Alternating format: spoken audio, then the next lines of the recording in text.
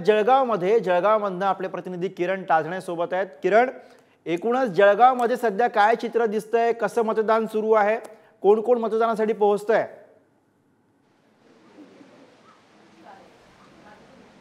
गुरु, मी सध्या रावेर लोकसभा मतदारसंघाच्या कोथळी मुक्ताईनगर या मतदान केंद्रावर आहे आणि याच मतदान केंद्रावर काही वेळापूर्वी महायुतीच्या उमेदवार रक्षा खडसे यांनी कुटुंबासहित मतदानाचा हक्क बजावलेला आहे।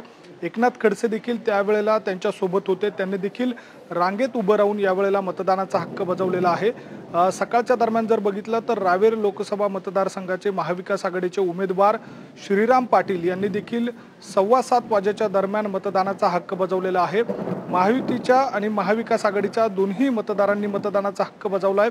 या दोघांमध्ये ही लढत होत आहे आणि एकूणच जर बघितलं तर एकनाथ खडसे हे मध्यंतरीच्या काळामध्ये रक्षा खडसे यांच्या सोबत नव्हते, त्यांच्या पक्षात नव्हते, त्यामुळे मोठी ताकद या निमित्तानं रक्षा खडसे यांची कमी झाली होती। मात्र नंतरच्या काळामध्ये एकनाथ खडसे या सोबत आल्यानं माझा विजय निश्चित आहे अशा स्वरूपाची प्रतिक्रिया देखील त्यांनी पुढारी न्यूजशी बोलताना यावेळेला व्यक्त केली होती। आज त्यांचा जन्मदिवस आहे आणि त्या निमित्तानं मतदार मला मतदानाच्या रूपानं आशीर्वाद देतील अशी भावना त्यांनी व्यक्त केली होती। तर सकाळच्या दरम्यान जे श्रीराम पाटील आहेत त्यांनी देखील आता लोकांना बदल हवाय आणि त्या दृष्टीने लोक मतदानासाठी अधिकाधिक बाहेर पडतील, त्यामुळे मतदानाचा टक्का देखील वाढेल आणि माझा विजय निश्चित आहे अशा स्वरूपाचा विश्वास देखील पाटील यांनी व्यक्त केलेला होता। आणि एकूणच जर बघितलं तर जळगाव आणि रावेरचं ऊन आपल्या सर्वांना ठाऊक आहे, मात्र उन्हाचा जो तडाखा होता तो आजच्या दिवशी बघायला मिळत नाहीये। वरुण राजाचं देखील आगमन झालंय, थंडगार वातावरण या निमित्तानं निर्माण झालंय आणि याच वातावरणामध्ये जर बघितलं तर राजकारण देखील